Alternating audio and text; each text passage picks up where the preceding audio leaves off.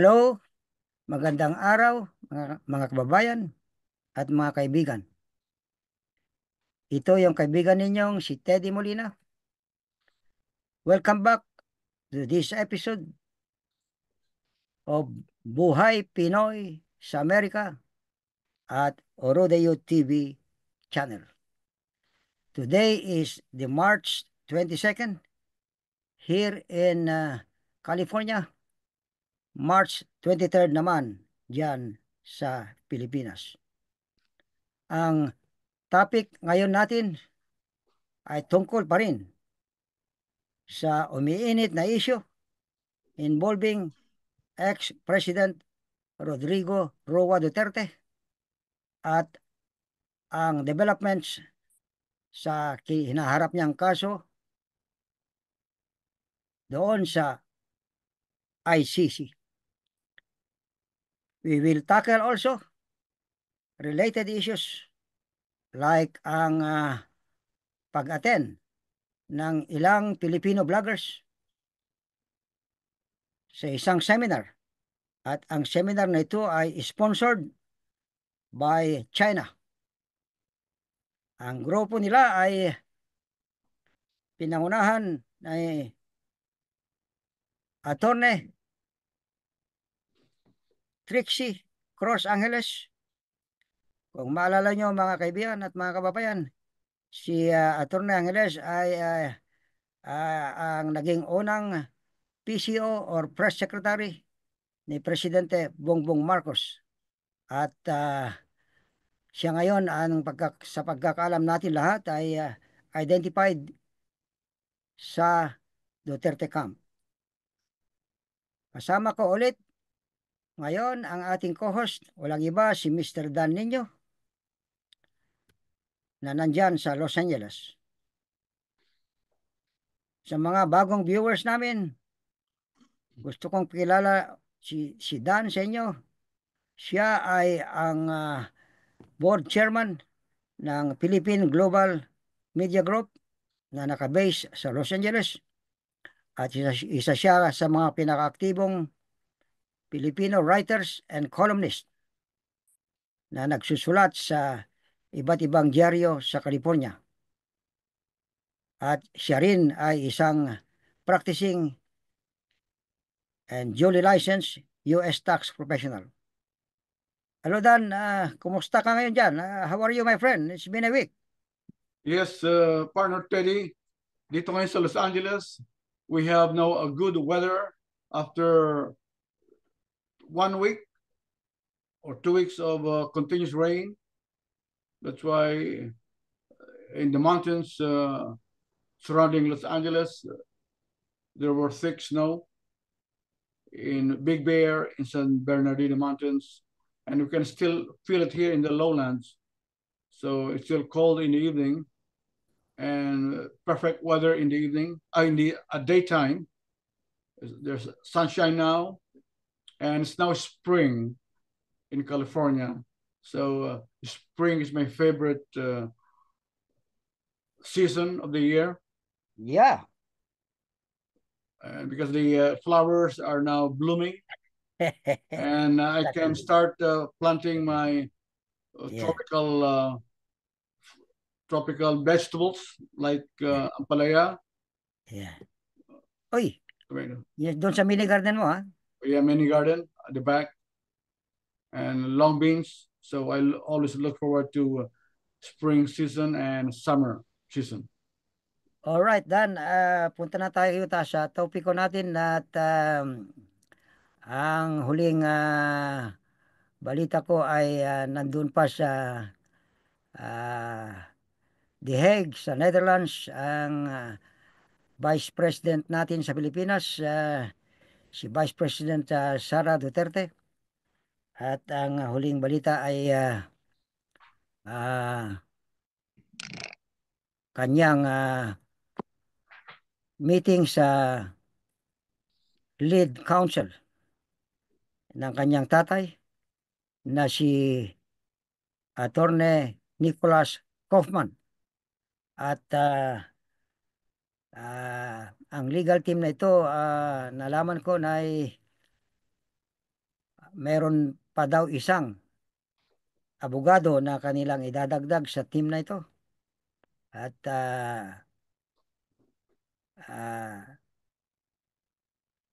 maliban dyan ay magdadagdag din sila ng isa pang abogado na ito naman ay isang Pilipino. Ito lahat ay ayon sa latest pronouncement ni Vice President Duterte.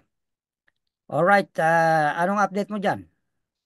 Ang aking update, Teddy, is ako'y naguguluhan at concern sa apat na taong ito. Siguro you can add more. Kina Senator Amy Marcos, Solicitor General Minardo Guevara, Senator Alan Cayetano, at saka si Senator Ronald Bato de la Rosa. First, bakit I'm concerned with the sudden inquiry in the Senate by Senator Amy Marcos, and she's the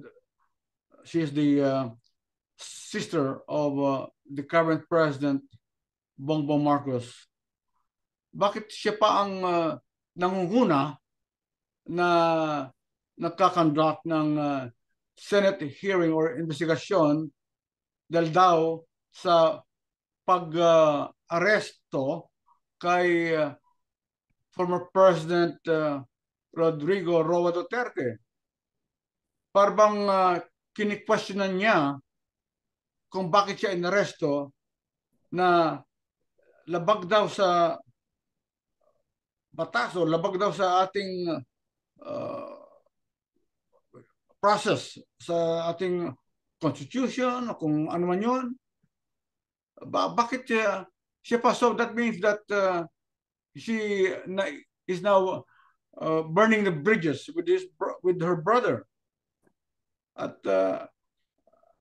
nakakapagtaka dahil she's a part of the Bongbong Marcos senatorial candidates, at siya pa ang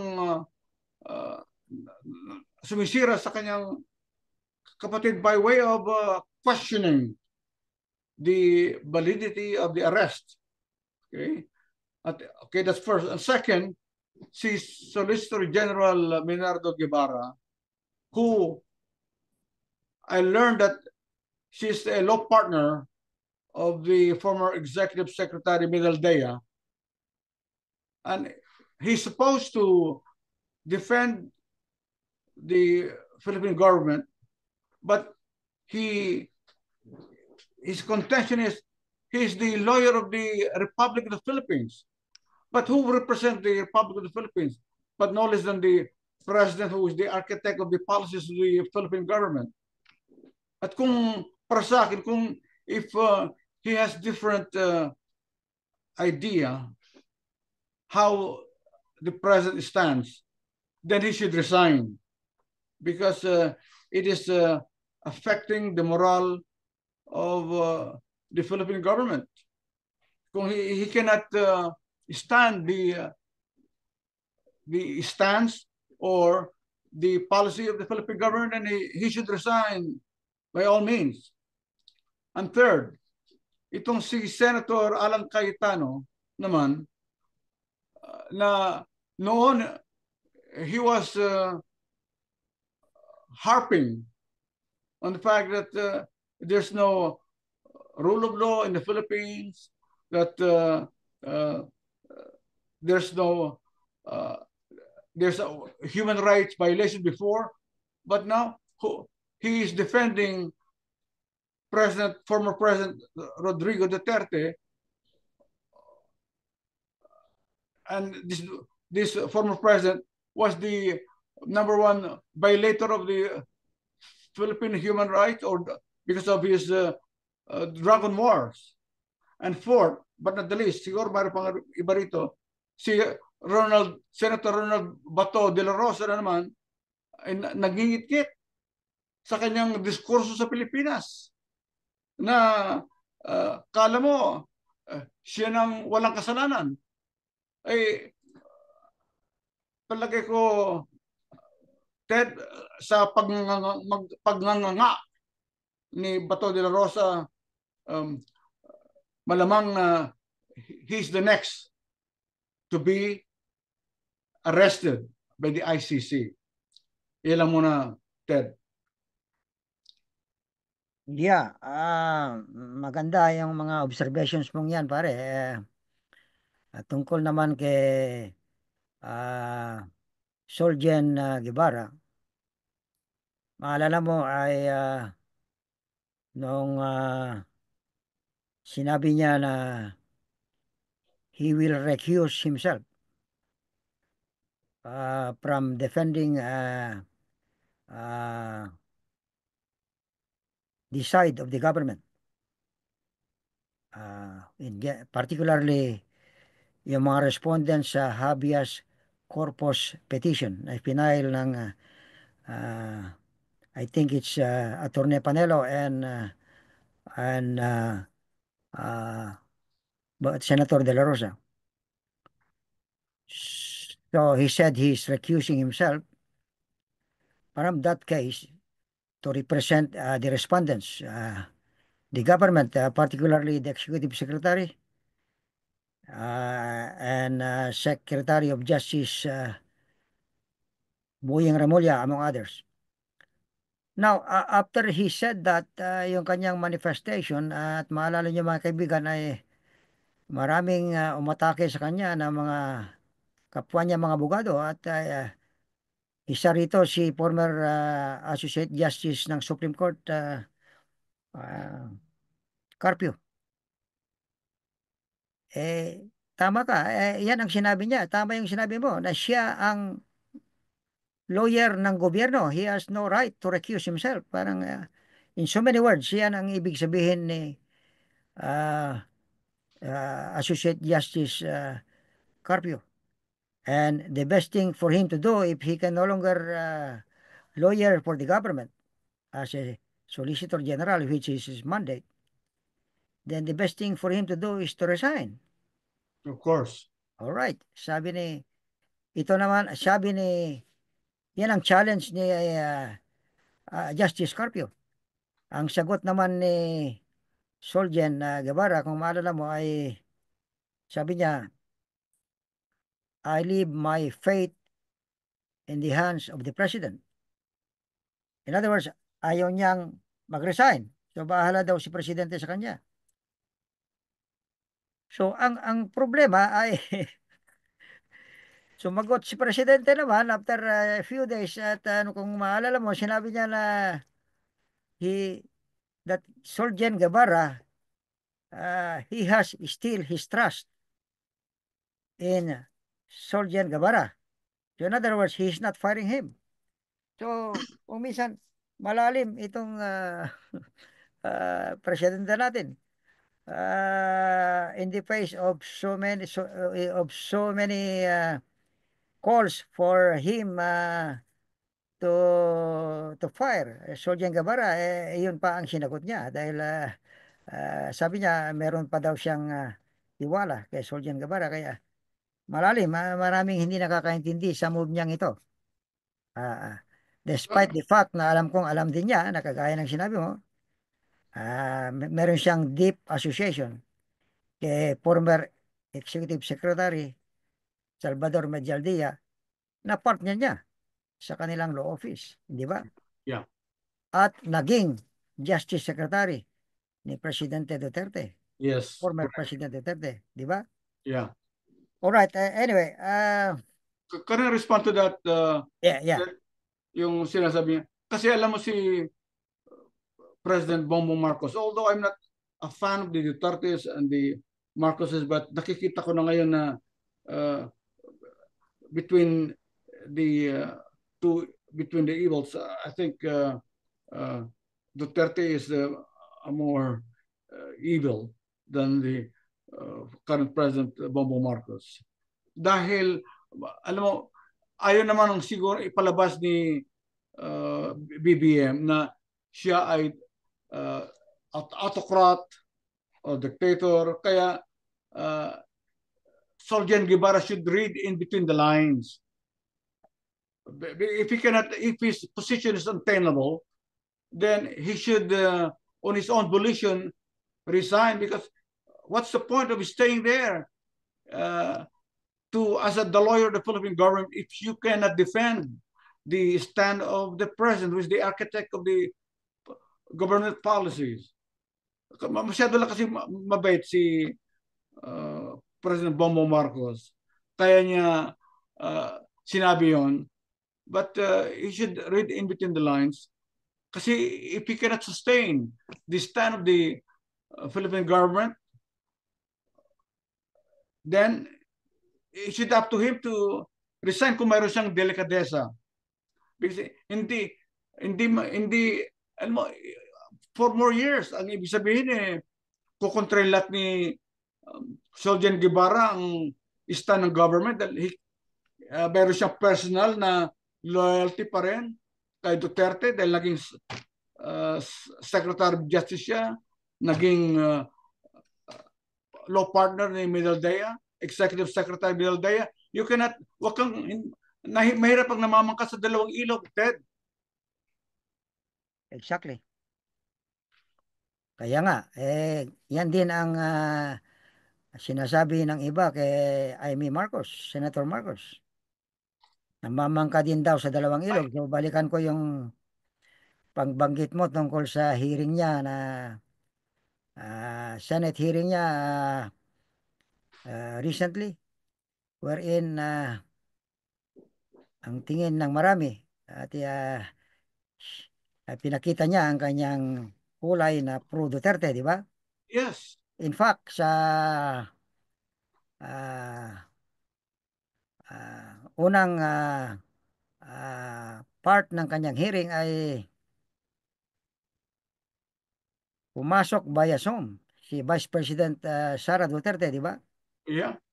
Kung saan ay nagsalita siya. Meron siyang opening statement at binasa pa nga niya binasa pa nga niya yung naging isang letter daw ni Presidente Marcos Jr., kapatid ni Amy, na assuring her that uh, uh, hindi siya makikipag-cooperate sa ICC, di ba? Tungkol Yes. sa kaso ng kanyang tatay. And that was December of 2023. Pero maganda, pero alam mo, ang nag-strike sa akin, dalawa nag-strike sa akin sa hearing na yan. Mm-hmm. Una ay sinabi ni Vice President Duterte. I think narinig kong sinabi niya na ipagpapasa Diyos na nila ang kahinatnan ng kaso ng kanyang tatay, si ex-President Duterte. Alam mo, kaya I said it struck me because I think it's the first time I heard na binanggit nila ang pangalang Diyos. I think that's I mean, binanggit niya in the sense na sila ay nagpapasaklolo sa kay, Diyos. sa ating Diyos. Mm-hmm. Whereas in the past, that's baloney. Alam natin lahat na Nung mura niya. si former President Duterte ay he called God stupid, di ba? Yes. Correct. Minumura niya. Yung Santo Papa ay sinabi niya ay son of a bitch. Oh, yeah. I think that was before he became president. During the campaign. Yes. Yung pagsabi niya kay Santo Papa. Di ba? Correct. Kaya So, pardon the word, mga kababayan, but I just quoted what he said, former President Duterte. And now here comes the daughter na naging laman din ng mga pahayagan sa buong mundo. Nung sinabi niya na meron siyang kinontrata na ah, killer na papatay kay Presidente Marcos, si First Lady ah, Lisa Araneta Marcos, at saka si Speaker Romualdez, pag siya ay mamamatay. Mhm. In other words, that is a clear violation also of one of the commandments, di ba? Yung thou shalt not kill, di ba? That's So, blasphemy. That's so blasphemy. in other words, i-connect natin ngayon sa pag sabi niya na ipapasa Diyos na lang nila. Papa sa Diyos. Okay. So, but instead of uh, uh, putting uh, that statement of hers in a negative way, I welcome it because pare, lahat naman tayo makasalanan, di ba? Oh, yeah. So, pag but in the end, pag gusto mong magbago, magandang bagay yun. Pero alam mo, parang nagsisisi na sila ngayon. Dahil alam mo nung even after ending their power, nung he was investigated by the Quadcom and good government in the House, sabi niya na nagmalaki pa siya na uh, nagmalaki pa siya na sabi niya, oh, if I'm accused and I'm convicted, na ako'y bibitayin, sabi niya, I'm willing to be hung in front of you. Sabi niya, I am willing to be hung in front of you. So, malakas ang kanya loob niya noon. Dahil akala niya wala nang mag-aaresto sa kanya. Pero ngayon na-aresto siya. So, medyo um, bumaba yung kanyang kwan. Medyo natauhan siya na siya ngayon. Yeah. Yung kanyang yabang noon medyo uh, na medyo na torpedo, medyo nawala na yung kanyang yabang. Pero noon, I'm willing to be investigated. I'm willing to be arrested. Pero nung nasa airport siya, I would rather kill me than arrest me. See, what comes around, what goes around comes around, Ted. Yes. Nakakarama na siya ngayon, kaya gano'n ang kanyang stance. Hindi lahat ng panahon ay nasa poder ka, nasa power ka. Dahil ang Diyos hindi natutulog. Ano kung sabihin natin yun? Ang Diyos ay hindi natutulog. Yeah, exactly. At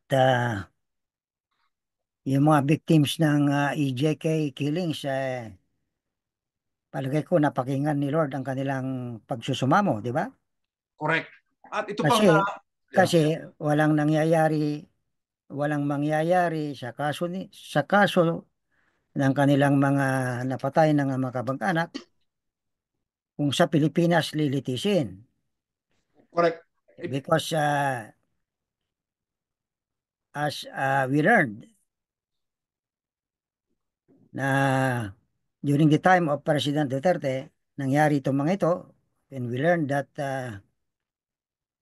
wala naman nakasuhan, di ba? Wala Ted. Nakasuhan pero mga small price. Oh. Yung Pero ato ba? mga maliliit na isda sa EJK killings, yung mga patrolman. So Pero that is why ang ICC ay nag-take over, di ba? correct. Di ba sabi nila na uh, Duterte should have not been arrested and tried at the ICC because we have a functioning court in the Philippines. Pero Exactly. sinong nangahas na mag-demanda yung mga Wala, victims? wala Sino? nga eh. Kagaya Walang sinabi ko, nangahas. meron nga kaso nung Department of Justice Secretary si Guevara, small fry ang kinasuhan niya just to comply with the requirement na kailangan merong makasuhan at mga maliliit na isda wala yung mga lalaking isda. This was also confirmed Yeah, by the present Secretary of Justice now, si Boying Remulla, di ba? Doon correct. sa hearing na tinawag ni Senator Amy Marcos. I was struck by what he said, pare. This is the first time I learned. Sabi niya, 95%. Yeah. At alam mo dong, Ted, ito pa. Oh. Ah, kung kung mayroong, if the justice in the Philippines is working, bakit out of 6,000 na confirmed dead, out of 30,000 based on the human rights 30,000, pero yung actual na recorded is 6,000, bakit walang mga medical legal? Bakit hindi walang medical autopsy? So, Eto yung nga, ba sinasabi lang umiiral ang justice in the kaya Philippines? nga, ito nga yung testimony ni Justice Secretary Remulla, pare, doon sa hearing na Senator Amy Marcos nung ini-interpellate siya ni Senator Peter Cayetano. Kasi sabi ang position ni Senator Cayetano dapat dito doon sa Pilipinas ma ma magkaroon ng Hearing trial, or hindi sa foreign country like the Hague and the Netherlands. Ito that's naman baloney. kaya ito ang isang nakita kong magandang sinagot ni Justice Secretary Remulla. Sabi niya 95% of wrongful death situations throughout the country where something foul was suspected, sabi niya, had no police reports. Correct. At sinabi niya na si Dr. Raquel Forton, yung magaling na ah, sa forensic exam sa mga bangkay, pare. Yeah. She's an expert, I should say. Correct. Correct. Yeah. Forensic expert. Yeah. I watch her. Ang sabi niya, marami siyang naimbestigahan na mga corpses, mga bangkay. Uh, Marami daw sila sa kanila ay idineclare na died of natural causes. Merong namatay oh, sa pneumonia, oh, alam mo my na, goodness. merong namatay sa influenza, Oh, merong napatay sa ah, hypertension, may namatay sa stroke, sa atake. Pero nagtataka si Dr. Forton, uh-huh. ganon ang sinabing cause of death. Oh my goodness. Pero meron naman daw pinagdaanan ng bala sa ulo nila. How can it be that they died of natural causes? Sabi Ito niya, nga. when there are bullet holes in their heads, Correct. in other parts of their bodies. Huwag nila tayong lukohin, Ted. Ito pa, Ted, ano ba? Yan ang pagkumpirma ni Justice Secretary uh, Remulla na yung judicial system was not working Precisely. during the time of President Duterte. Oh, Kasi nga, walang police report at ang death certificates ay hindi dineklar na namatay sa gunshot. pagpatay, Oh, gunshots. oh. Hindi namatay sa iba't ibang sakit. Natural causes. Pero ang nag-examine sa kanila na si Dr. Fortun Uh-huh. ay nakita niya ay marami namang bullet holes sa ulo, sa katawan, sa kamay, sa iba't ibang parte ng katawan. Paano namatay ng natural na sakit ng mga ito? That's baloney. So, in other words, with this kind of uh, death certificates, paanong ipila mo yung kaso kontra sa mga pumatay sa kanila kung ganun ang death certificate, di ba? So, Yeah. Yung ibig sabihin ni Secretary of Justice Boying Remulla, there was no working judicial system. No, it's none. And that is the reason why yung mandate ng ICC, they take over. So sila ang nag-imbestiga. Correct, because that's part of genocide, human rights abuses, uh, uh, and unreported or killings. Ito pa ang kung ito nakakasituted, ano ba? Meron akong kakilalang politician, okay? Dahil meron siyang kalaban na another politician, isinumbong itong isang politician na siya daw ay uh, drug pusher, drug dealer, so forth and so on. So, dahil kalaban niya sa politika, kalaban ha? Okay. Ngayon, biro mo, nagtatalumpati itong politician na ito.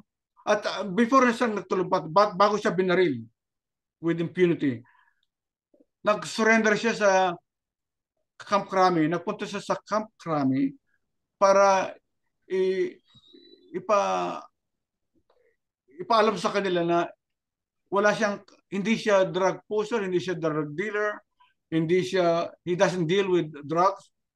Alam mo, after a couple of months, habang nagtatalumpati siya, binaril siya dahil yun yung kalaban niyang politika, malakas din sa military o sa police, isinumbong niya na yan. Drug dealer yan, drug pusher yan. Yun ang mga modus operandi ng mga ibang politicians sa Pilipinas na kung kalaban ka sa politika, sasabihin sa paramilitary, sasabihin exactly. sa barangay. May mga kaso nga nangyaring ganyan. Ay, maraming ganyan, unexplained kahit na hindi connected sa drugs, pinapatay na lang Di ba? Oo. Marami tayong nabalitaan ganyan. Ay, Mga marami. inosente. Kaya, is that justice working in the Philippines? Yun nga, yung testimony ni Secretary Remulla, pare, paano magkaroon ng hustisya kung ang cause of death ay high blood, stroke, atake, Don't fool pulmonya. us. Sabi ko, don't fool us. Yeah, exactly. Oh, yeah. Now, pare. Okay. Merong sa tingin ko ay malaking issue ngayon dahil kung narinig mo yung hearing ng House of Representatives sa Pilipinas. Okay. I think they call it TRICOM hearing. Tatlong committee. Okay. Ang subject matter ay fake news. Ay, okay. Okay. So, ang kanilang inimbita ay yung mga vloggers. Ay, Lahat okay. na yung mga nakita nilang vloggers na propagandista na rin. Correct. Kasi nag-i-spread nga ng fake news. Like Christine. Exactly. But some of them are even legitimate journalists. According to them, at least merong dalawa na sabi nila they are journalists. Baka bayaran yun. Well, under the I don't know, but under the payroll. Alam mo kung journalist ka, under the payroll of some big time politician.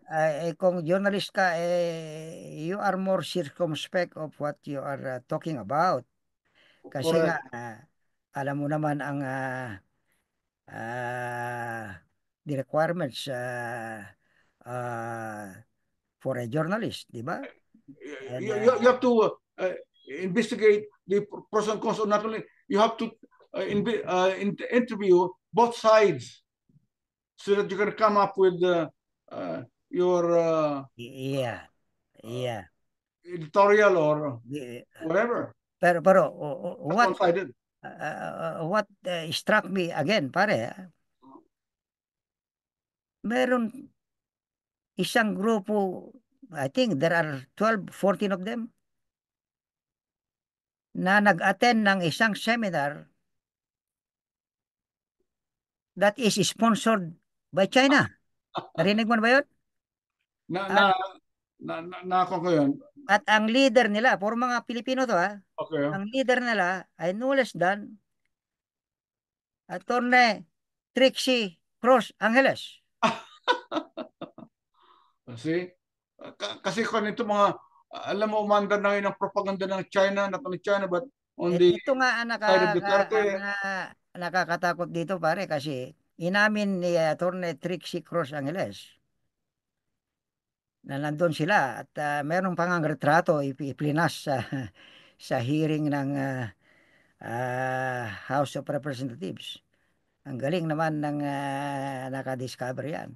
Andyan ang retrato nila, group picture. aha, At nandun si Attorney Trixie Cruz Angeles at sinabi niya na nandun sila. And when she was asked kung anong itinuro sa kanila doon, she was frank and candid enough to say aha, na ang itinuro sa kanila ay video making. oh, In okay, other words, how to improve their vlogs. Kasi uh-huh. amateur vloggers din mga ito eh. Okay, I yeah, mean, karamihan amateur vloggers. So, or even professional vloggers maybe. uh-huh, Pero sa China, ang itinuro daw sa kanila yung mga advanced technology, techniques. Uh, technology, advanced techniques okay, at mga bagong technology sa okay, paggawa ng video uh-huh, at vlog. And uh, part of this ay kung paano mo gumawa ng 1 minute video, uh-huh, yung mga shorts pare. okay, Nakita mo na ang daming naglabasan sa Facebook na reels, di ba? uh-huh, 1 minutes mga yan, pero marami ring nanonood yan. Tinuro daw sa kanila yan. uh-huh, At yun daw ay mga video na para sa Facebook, para sa TikTok, mm-hmm, at para sa YouTube din. uh-huh, Short videos on how to do effective videos na gagamitin sa mga iba't ibang social media platforms. Alam mo, at this time na meron tayong conflict China, with the Republic of the Philippines and the People's Republic of China, the West Philippine Sea. okay, Alright, hindi ba naiisip ng mga kaibigan natin yan na nagpunta sa China to undergo this seminar? At hindi lang isang araw, 12 days pare, oh my Lord, 12 days.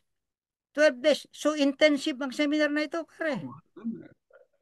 Siguro, I know na hindi lang vlog and video or video making ang pinag-aaralan diyan. Maniwala kang puro video making ang pinag-aaralan sa 12 araw. oh my goodness, sponsor yan ng kuha, malamang sponsor ng China yan dahil doon sila magaling yung China nga propaganda, nag-sponsor eh. Sigurado may mga indoctrination diyan indoctrination. at sa mga propaganda machinations na Yes, ginawa ng China sa kanila. magaling sila sa propaganda machine.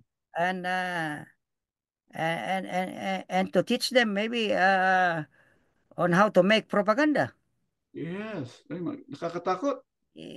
Nakakatakot ito. And if it is China who is conducting the seminar, Oh my goodness. kanino ang mga propaganda na yan na gagawin nila? Para kanino? Ay lang naman na para sa Pilipinas. Di ba? Siyempre, pro-China yan. Ito nakakatakot. So, sana the Philippine authorities, ngayon inumpisahan ng Kongreso yan, they should dig deeply into this. I'm sure na hindi lang yung grupo na ito na pinangunahan ni uh, former Press Secretary Angeles ang nauna dyan. I'm sure may mga nauna pa sa kanila. Kaya they should probe into this matter more deeply. Yeah. Di pa sa, Maalala ko yung ginagawa ng Amerika naman nung araw nung tayo kabataan, di ba? oo, Marami ring mga Pilipino who are gullible. correct. Eh, pinapapunta rin sa Amerika, di ba? Oo. And then when they come back, of course, wala naman tayong laban sa Amerika nung araw kasi kaibigan naman natin hanggang ngayon, Correct. di ba? Alive. Naging malamig lang ang relationship ng Pilipinas at China during the time of President Duterte, di ba? Yeah. Oh, but now we are back. But Um, at that time, hindi naman natin kalaban ng ang Amerika, pero nag-i-sponsor na sila noon oh. ng mga exchange visits, Yeah.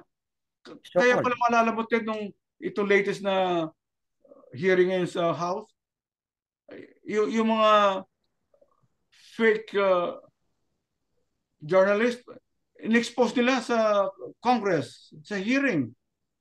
Dahil sinasabi nitong mga may napanood akong babaeng journalist kuno binibira niya tanga raw ang gobyerno. Sin, sinasabing tanga ka. Sino tinutukoy yung tanga? Ang Kongreso o sino sa amin sa Kongreso? Sabi kaya umiiyak yung pa nag-apologize yung isang babae na sinasabi niyang tanga ang membro ng Congress, ang gobyerno. Kaya Yeah, we are silang talking of silang traitor ngayon, silang traitor sa in favor of China, silang traitor ng Pilipinas. kaya nga gusto ko sanang imbestigahan mabuti ng Philippine authorities ano ang extent ng ginawa nila sa China. Correct. At Eh, hindi ko naman sinasabing dapat hindi tayo pupunta sa China. Pupunta tayo as a tourist, pero kung we are going there at ah, makinig sa kanilang mga itinuturo, and to then influence us, the danger is if we are so much absorbed sa kanilang tinuturo, gullible, magaling sa propaganda ang China, pare. yeah.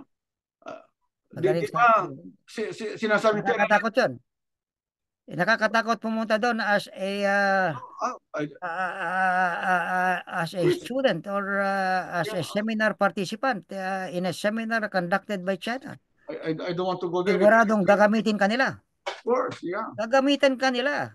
Of course, yeah. Kasi Kaya sila magbabayad ng iyong nakakatakot. accommodation. Where is your patriotism? Ay, wala na. Where is your nationalism? Baka na-influence na ni Digong yan kasi di ba si Digong ay gusto yung gawing province ng Pilipinas ng China. Yeah. And before that, sabi niya, I will ski and attack the Chinese ship. I will ski. Ngayon, nung medyo napaikot siya, nabigyan siya ng mga loans, naging kaibigan niyang China. Ngayon, di ba, Ted, ang Palawan daw malakas ang loob ng China na ang Palawan daw, Palawan is part of China. Yeah. Merong nag-vlog yan, ano? Oh, kaya nakakatakot. Very dangerous. Mga kaibigan, magpapaalam uli kami sa aming vlog na ito. Hindi namin mapigilan kundi magbigay ng kuro-kuro sa ating mga kababayan, hindi lang sa Amerika, sa Pilipinas, kundi sa buong daigdig. Dahil kahit nandito kami ngayon sa ibang bansa, sa California, ang aming damdamin, ang aming pagmamalasakit ay nasa Pilipinas pa rin dahil mahal pa rin namin ang ating bansang sinilangan. Dahil gusto namin ang Pilipinas ay nasa magandang kalagayan at maunlad dahil mahal pa rin namin ang aming bayang sinilangan. So, sana ay inyong tangkilikin ang aming vlog na ito para uh, ma malaman natin lahat ang nangyayari sa ating inang bayan. Salamat po.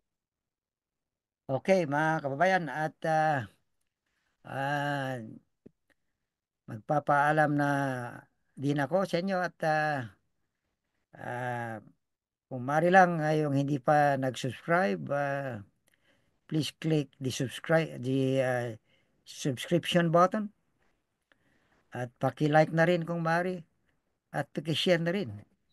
ito yung channel namin o Rodeo TV channel sa inyong mga family members, friends, and acquaintances. At sa mga nag-subscribe na at sa mga viewers namin, maraming salamat po sa inyong lahat at sana po ay lagi ninyong tangkilikin ang aming programa, Buhay Pinoy sa Amerika. Maraming salamat po and kita tayo ulit sa susunod na vlog namin ni Dan next week. Bye-bye. And goodbye for now. Bye-bye. Okay.